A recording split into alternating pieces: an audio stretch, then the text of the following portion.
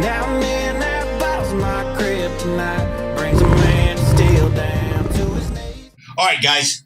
We're honored to have Dan O'Shea. Let's talk about Mr. O'Shea, retired SEAL commander, 22 months, hostage working group Iraq.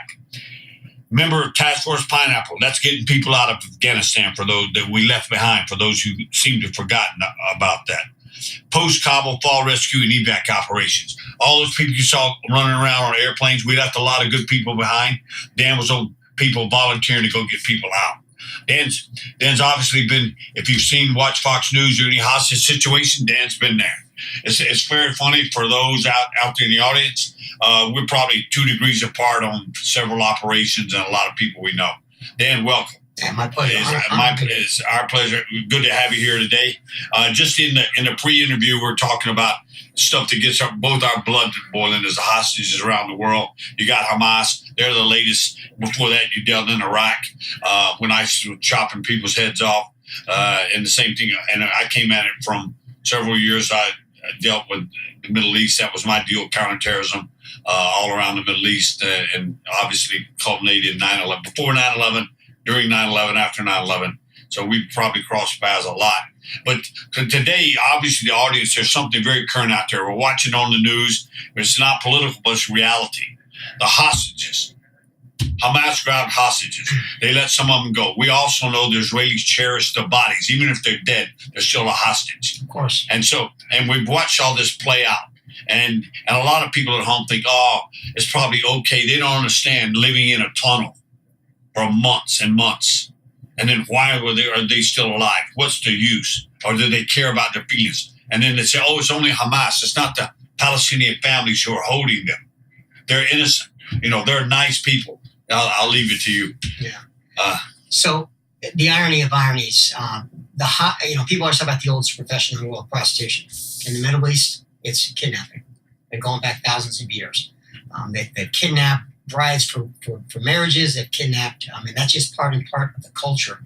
And the irony of ironies, Hamas, the gentlemen who executed Hamas, they are the grandsons of the PLO, Black September. Go back to, I'd say, the first form. I'm a history major, Naval Academy grad, and I've studied this history my whole life. And again, I lived it for 22 months in Baghdad. And even 20 years later, there's always another evolution of this, what I call hostage terrorism. And it started, if you go back, 1972 Olympics, Black September, right? The Israeli hostages, right? Always a connection to Israel, unfortunately. And that was the start of that image of the guy leaning over the Munich at the Olympic Village, the guy in the balaclava leaning over the village. That was that image. And they continued the game. They continued the games. Of course, we know what happened. All the Israeli hostages were killed. Very tragic outcome. And then America experienced it in 1979, overthrow the American embassy. Again, same groups, same ideology, same, again, the Sunni Shia difference, but it doesn't matter. It's all the same. It's all this. At the end of the day, the groups are all the same in terms of their operating morandus, which is their doctrine is the Quran, and that's what allows them to do the things they do. And here it is, fast forward to where, how I got, every SEAL, every Special Forces, every recon Marine, we all get trained to do hostage rescue mission. And it's something it's probably the one mission I think every one of us would want to be on, because, man, it's one thing to go kill bad guys, which is part of the business, but to go rescue a hostage, especially American hostage. And I can tell you, I've met Delta guys. I met a Delta operator who was on the Roy Helms rescue, and I spent 311 days looking for Roy. And I was at the scene hours after. In fact, I took the FBI and did the SSE at the scene after Delta went in and pulled him out of the ground. It's an amazing story, absolutely amazing story. And I connected Roy Helms with one of the Delta operators who ended up on my back porch drinking bourbon, smoking cigars with another SF buddy who introduced me to this guy, absolute patriot. And he said to me, he goes, man, I did over 300 missions over my time at the unit. But he goes, the one that stuck out to me the most was rescuing that American hostage. And I ended up connecting them together on a phone that afternoon. It's pretty amazing. But point being,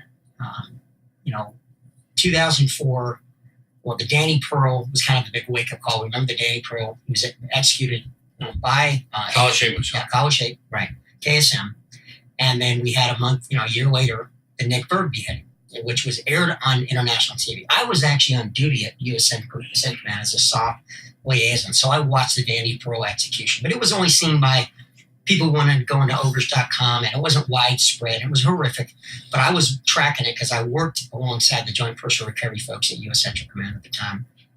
And but then a month later, a year later, I accepted one last set of orders to go downrange for 4 months. I was going to work interagency coordination on behalf of the Joint Interagency Coordination Group. It was called a lot of things. It was really basically the Joint Interagency Task Force. It included FBI, CIA, SOF, and everything in between. And I was supposed to go over and live with the FBI. Sorry about that. Yeah, let's not get started. Yeah, we get started.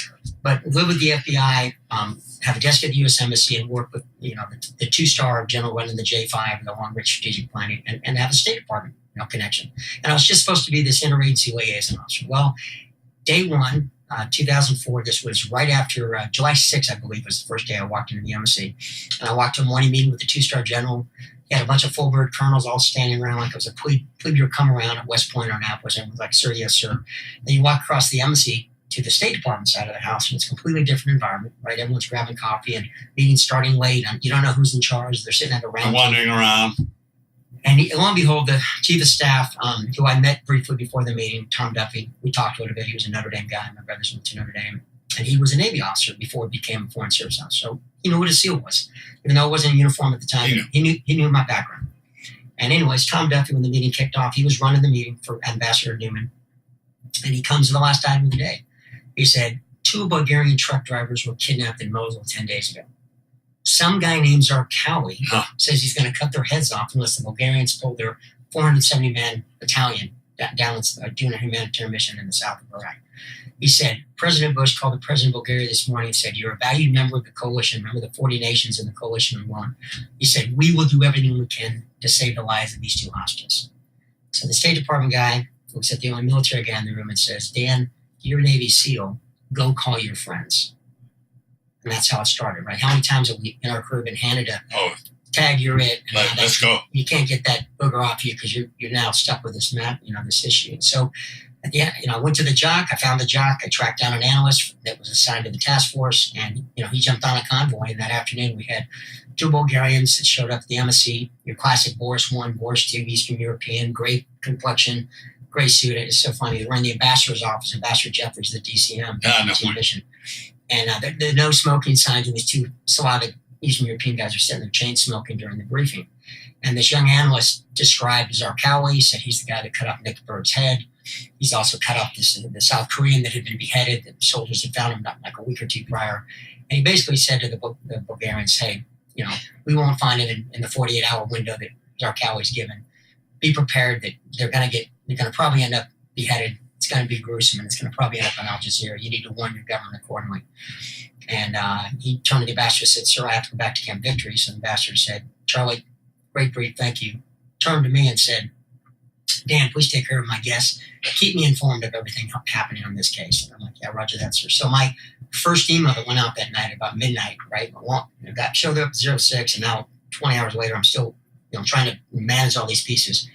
And I wrote a sit rep out to the ambassador, to the 2-star general running the war, ops, MNMIC3, and then all the chain of command.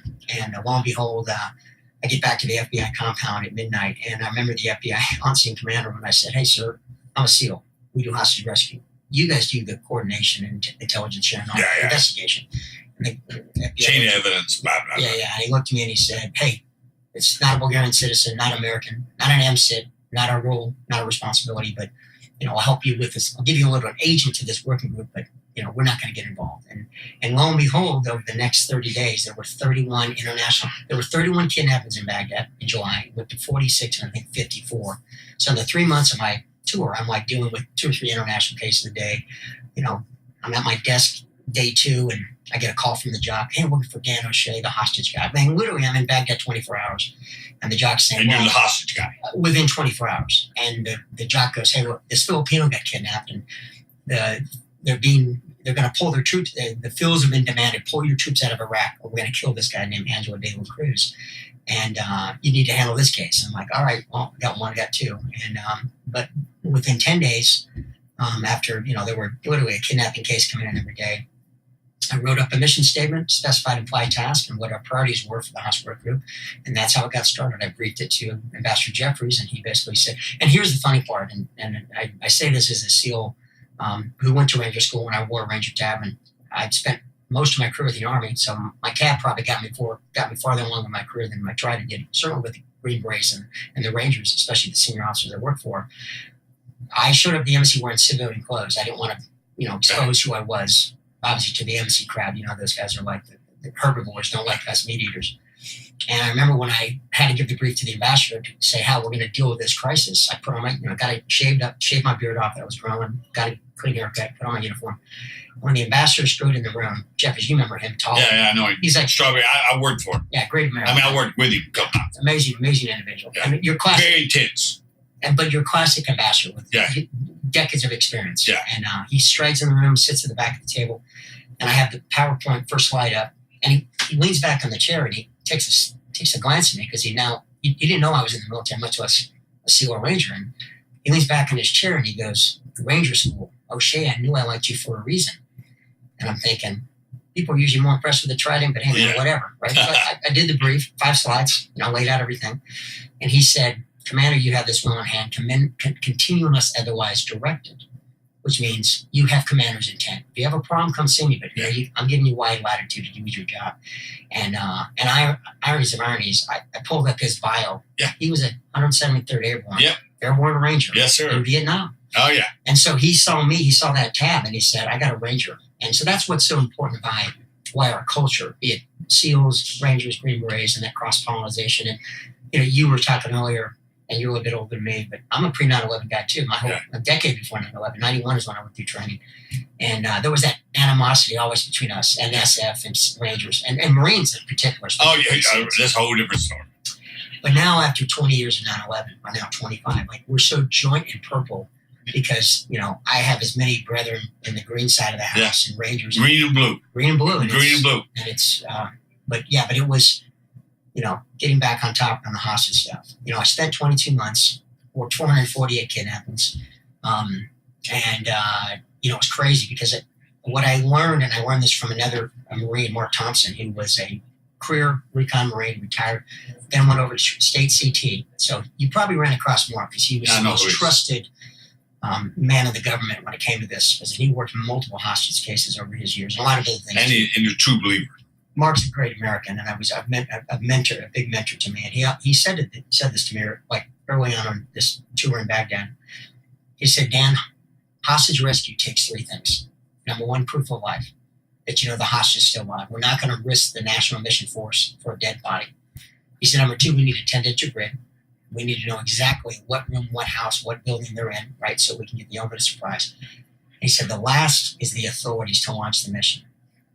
And what I found out is that getting the approval to launch many times was the hardest thing to do. By far. Yeah. And because, there's never 100% intelligence that it's never going to be there. And you are risking the lives of our nation's best and, our greatest warriors and best warriors.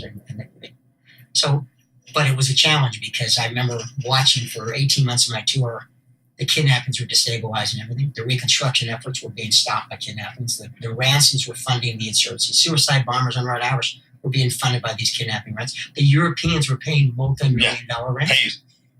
And, I worked with everyone. I worked with the chiefs of station for every country under the sun. I worked with the law enforcement that would come over. And the problem was the countries that paid the Danes Guild, the Viking gold. There's a famous Rupert Kipling called the Dane Guild. When you pay the Danes to go away, all you get is more problems from the Dane. And it's this analogy about when you pay to make a problem go away, what do you get? More of the same. And in that tour, I became a detective, I became an investigator, I became an analyst. It was fascinating tour. I learned so much about the other side of the house that SOF has gotten into post 9/11 for sure. But yeah, I did what any young teen guy, academy grad, when you're a lieutenant commander, you have just enough experience to get yourself in a lot of trouble, which I did, and I pissed off a lot of people in the process. But at the end of the day, the irony of ironies, I had been flown back to D.C. towards the end of my tour, about 18 months, to brief in 1 week in D.C. that the agency, the FBI, the State Department, the Pentagon, not the State Department, the Pentagon, and then the National Security Council, all in 1 week. And I briefed everyone who was in charge, respectively, at those organizations. And I finally got the chance at the NSC to brief the hostile work group. And I can't make this up. I was one of 4 briefers, and I was supposed to go third. They bumped me back because someone wanted to go first. And ultimately, I never got a brief. And I'm in DC, Eisenhower building, and I'll never forget, like the chair, the third guy was briefing his slide. He's on his last slide, and we hear this look over the door. There's a clock. The time's up because we had 1 hour. And I realized the chair looked at me and said, "Hey, man, we ran out of time." And I'm thinking, I've just done 18 months in Baghdad. Yeah. My marriage fell apart over this. I'm working 20-hour days. No one seems to give a shit. And I had built up a target package on a kidnapping ring, but they weren't actioning it because that ring they were not going after AMSIS. Yeah, they hadn't hit Americans. I've heard Well, it before. they had hit one. Roy Yeah. Helms was connected loosely Yeah. to this ring. But at the end of the day, Delta rescued Roy Helms, and they said, "Okay, we're moving on, going back to take care of business with Al-Qaeda," which they were doing every night. And they did not want to get diverted away from their core mission, which is that we got to dismantle the Al-Qaeda network. But I kept saying, "Hey, man, the kidnappings are financing the You're network paid for it. and the propaganda value." And I kept saying, and I remember every time I get a chance to brief it at a flag level or ambassador, I'd say, "Sir, give me a task force. Give me a SEAL platoon. I got actual targets right here." And you had the resources there who could execute. Here's the irony. As I was flying back to Baghdad over the Atlantic, Jill Carroll, a young American girl, got kidnapped by the network, and literally everything changed overnight. And over the last 90 days of my tour, because my contract ended in March, and I said I'd stay to the end of the month. I'd go home on April 1st, because I figured, what is April 1st? April Fool's. Yeah. I wanted a 2-year assignment in Baghdad to end on like, "Hey man, April Fool's. The joke was on you, O'Shea, because you wasted 2 years." In my mindset, because most hostage cases did not end well. Then I went spin, and then chop their head. I woke up every morning watching beheaded videos, and some of these were families that I had talked to, either the ambassador or someone, and now I'm seeing their national getting their head chopped off, and it just didn't inspire me like in a way like that, but it just fused me to say, "This is why I'm putting in the hours, because I want to eradicate this," right? And ultimately, ironies and ironies, the last 90 days of my tour, 2 national level U.S. and British task forces went after the network and ultimately dismantled it. And Jill Carroll got released, and here's the craziest. My last official day on the job was Thursday, March 30th, because April 1st was the next day. And we had our Thursday meeting with everyone coming in from across the agencies, big 25, 40 people, including the Brits, Kiwis, and some other, like Australians would be in the meetings. And because again, the kidnapping, just so you know, 448 kidnappings over the international community, Everywhere. 70 countries, Yeah. people kidnapped. So this was a global thing. And we shared. I mean, I can say that what the House Review did, like we didn't do the rescues, that was the task force, but we did the collaboration. We would get the approvals, and we got the information sharing from across the coalition, and ultimately, it was God's way of saying, "Danny boy, you did good." You put in your work. And Jill Carroll, who was the centerpiece of the kidnapping, because whenever a proof of live video of hers appeared on TV, Karl Rove would call Ambassador Khalilzad and say, "Get this story off the news." And Khalilzad would show up at my Thursday meetings going, "Hey, why is that shit being done?" Because when you've got that attention at the strategic 4-star ambassador level. And ultimately, Jill Carroll was released the day before I went home, because the pressure by the network, because they rolled up the financiers, the foot soldiers, and the group just realized, let's let it go. Maybe they'll stop coming after us. And that's how you got to deal with this, because we solved the kidnapping problem. In fact, 2 years after I left Iraq, you know how many kidnappings there were in 2008? There were 10 kidnappings, foreigners, and in 2010 there was like 1 reported foreigner, where we were having 200 a year, because we dealt with the problem. But then what happened is ISIS came around, and ISIS, the Somali piracy thing happened for a couple of years until we addressed it, right? Blackwater tech companies put armed guys on the boat. And then we had the ISIS period, where the ISIS upgraded to a whole other level. Remember the jumpsuits? Oh yeah, the jumpsuits, the burning of the Jordanian pilot. And they put that into Hollywood. Oh yeah. They took it to a whole nother level. Oh yeah. And then from ISIS, you had the Taliban incidents with Bo Bergdahl and So this, again, and I say this about hostage terrorism, it's how terrorist groups, it's how they negotiate with the West. And this notion that we don't negotiate with terrorists, we don't pay ransoms. Well, guess what? the Biden administration, the Obama administration paid out, they traded 4 senior ranking Al-Qaeda and Taliban that were in Abu Ghraib for years for Bo Bergdahl. Yes. Who walked off his post, but arguably could be considered a traitor. Right. And we traded 5 senior ranking general and ambassador level Al-Qaeda and Taliban leadership for him. And what did that set? And there was also money paid under the Biden administration, $400 million to get 4 Iranian Americans out. And the big issue about Bo Bergdahl, if I can go back, he hosted a press conference from the White House Rose Garden with Bo Bergdahl's parents. So we effectively admitted to the world that the U.S., not only do we negotiate with terrorists, but we make concessions to terrorism. We rewarded them. And again, under my tour, that was the policy. The U.S. did not make concessions, and it protected us. And now it's out the bag. In fact, a month before, on September 11th, 2023, I can't believe September 11th is when the Biden administration released that $2 billion, whatever the number was. And what did they do a month later? They're the ones financed. They financed it all. And to finish this circle, go full circle, Hamas grabbed 251 hostages. They killed 1,200 people. Women, children, innocent. They kidnapped a 9-month-old child up to like 85-year-old grandparents. And our media didn't cover it. Our media didn't cover it. The West did not cover the horrific part. Well, you had, before Israel even responded, you had the world saying, Israel, you can't do anything. Yeah. I mean, if you put that in scale in the United States, the cartels coming across the Mexican border, it would be the equivalent of them taking over, killing probably 10,000 Americans. Take over southern Texas. And grabbing like the entire freshman class from SMU and taking them down to Mexico and holding them hostage. Do you think the U.S. would not go, how would we respond? Yeah. Like, how do we respond after 9/11? No one told us not to. And the irony, again, goes back to the fact that the grandsons of the 1972 and the Hezbollah, remember the kidnapping? Oh, I know them all. I lived through it. I know their name. I know, my mentor that brought me here. Yeah, but it's funny. I say this all the time. I said, people said, Marty, how come ISIS has your... I said, you don't understand. Muslim Brotherhood founded Al-Qaeda. Al-Qaeda is ISIS. It's their daddies, their granddaddies. It's just the evolution. Hamas, same thing. Hamas is, and I hear theologians try to explain, well, let's see and shooting. Bullshit. I said, this brand of Islam is absolutely radical. The only way you deal with this, the only way, they want to go to Allah, you let them go to Allah. If they take a freaking hostage. You set up the introduction. Yeah. You take them down. So just so you know, over the course of my time in Iraq, we found out that, kidnappings in Iraq started in April of 2004.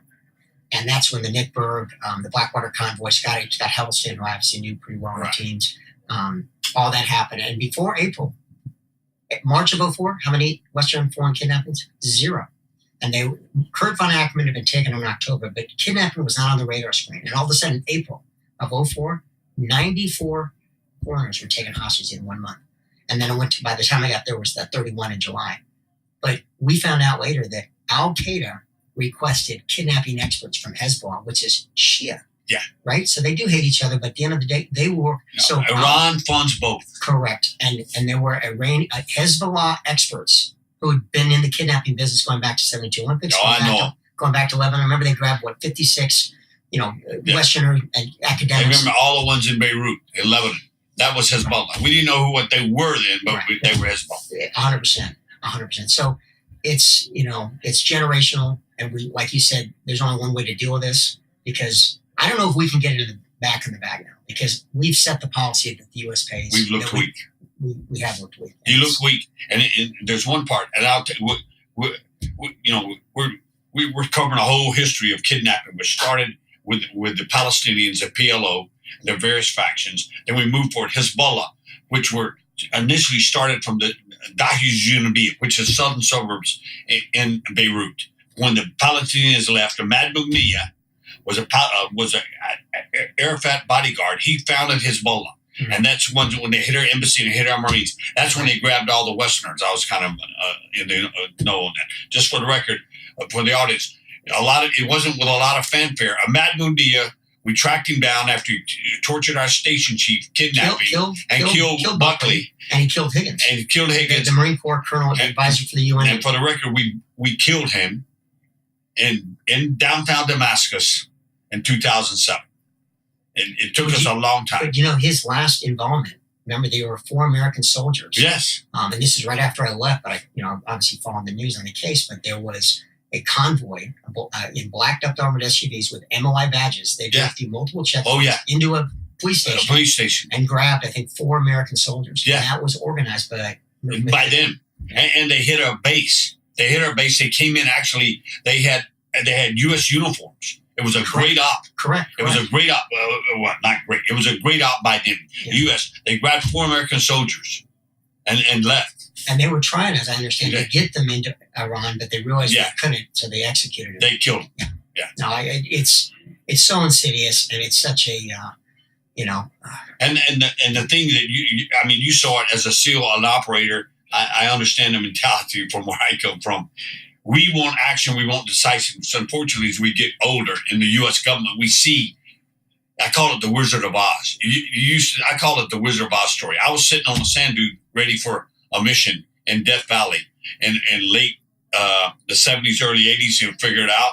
And I was wax eloquent, SEALs, Special Forces. You have misery, but then you wax eloquent talking about shit when you're seeing sun come up. I'm sitting on a sand dune, and I'm talking to a buddy about shit going down, the Iranian hostages. And I said, those great guys in Washington, they're geniuses. We're going to kick fucking ass. They're going to unleash us, and we're going to go get them. Sadly, in fact, 30 years later, I looked out for early snow from the White Office about to brief President Bush about our plan for Al-Qaeda. And I left the room for a second. And my boss at the time, George Tenet, said, Marty, I've never seen you hesitate. I thought you got... But then you turned and looked at the president, Vice President Cheney, President Bush, Connie Rice, and you went right at it. And he said, what were you thinking? I'm thinking we're fucked, boss. And he goes, what? I said, because Wizard of Oz. I said, I thought about all those geniuses. Now they're looking at me. I said, we're in trouble here. So I said, but we quickly both realized that the system is not designed for action. Our world, our community understands evil. There's no talking to evil. There's no bargaining with evil. Al-Qaeda, Hezbollah, ISIS, the Shabab, the guys, the ones in Africa are coming. Mali, look at in Nigeria, they're killing all the Christians. All the terrorism in on the continent of Africa right now is funded by kidnappings. And you've got Nigerians. There's a slaughter. There's an absolute slaughter going on right now in Nigeria against Christians. And the issue is, thank goodness it got to the attention. So the president's talking about it. But usually in Africa, we don't cover it. The media doesn't cover it. Yeah. But it matters. It matters. And the point is, if you want to solve the problem in Mali, and I'm sure you agree, or in Africa, it takes fearless decision-making, determination, and decisiveness. Well, I use the analogy, and it's a great analogy, especially for this weekend, the UDT-SEAL reunion weekend. Yeah. Maersk, Alabama, right? Maersk, Alabama, Captain Phillips, right? Yeah. It's great because one of my best friends in the team, CV, I won't say his full name, but he was the lead sniper in the operation. We did 2 platoons before we went off to the work with the boys. And we hosted him. In fact, the museum, it was a museum fundraiser. I set it up in Tampa. This was about a year and a half ago. And we had Captain Phillips come in, and we had CV come down and give his perspective. It was a great presentation. But here's the irony of ironies. We have not had that was the first form of water hostage scenario since the Barbary pirates. That's right. And I'll go back a little bit in history. When the country got founded, I want to say this was 1789, I believe, we were figuring out our budget. And at the time, England, France, everyone paid the tribute to the Barbary, to the sheikhs the leaders in Tripoli. And the U.S. was like, well, we're going to pay this now because it was $15 million, which constituted like 20% of our entire budget. So Thomas Jefferson went to London and met with this famous sheikh that was a representative of the king of the Dey of Algiers. And he literally tells Thomas Jefferson, who wrote our, everything, Bill of Rights and the rest of it, he basically said, whoever comes under the rule of Allah, you must submit, and it is our right to pillage you and plunder you and take you hostage. And Thomas Jefferson came back to Washington. He said, these guys are crazy. Don't put that $50 million toward the tribute. Put it in the Navy. Let's go after him. Let's take him on. Yeah. Well, he was shut down because at the time he wasn't the president. Well, when he became president 10 years later, let me step back. Commodore Bainbridge There's a famous painting lithograph of him delivering the U.S. Treasury, literally a chest of gold from the U.S. to the King of Algiers, and he's the one delivering it as the Commodore of the fleet at the time. Well, 10 years later, Commodore Bainbridge took Wesley O'Brien and the Marines and the contractors, and the shores of AAA, and they took on, and they actually defeated them because they said, we're not going to pay the tribute anymore. We're not paying shit. We're not going to let our sailors get, castrated and, captured and put into slavery. And we stopped it. And up until the Maersk, Alabama, we had no form of piracy on a U.S. vessel since that time. And here's the irony. CB and the snipers, they took the shot to take out those 3 terrorists on the back of the USS Bainbridge. Talk about historical coming back. That's history round circle. So, thank you for coming today. It's been great. I'd love to go on for about 30 minutes. We're obviously on the same wavelength, thinking the same thing, probably shared experiences that we could talk about over beers or whiskey one day. But thank you very much. And again, have a great time with your brothers. I will. I hope to have a whiskey with you here outside. All right. After the interview. All right. Thank you. All right. Thank you.